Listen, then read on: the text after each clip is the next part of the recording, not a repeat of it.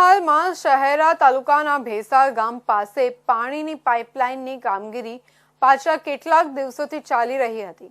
Contractor દ્વારા ગામમાં પાણીની પાઇપલાઇન રોડ પરથી લઈ જવાઈ રહી હતી, જેમાં રોડ પર કોન્ટ્રાક્ટર દ્વારા કટ મારવામાં આવ્યો હતો।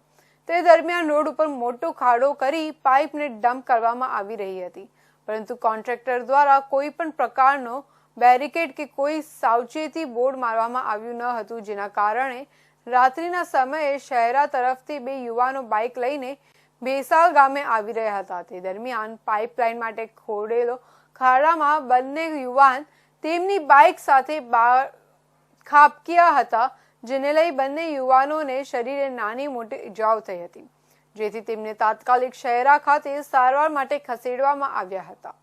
જો કે બાઇક ચાલક સહિત અન્ય યુવાનને વધુ સારવાર અર્થે ગોધરા ખસેડવામાં આવ્યા હતા।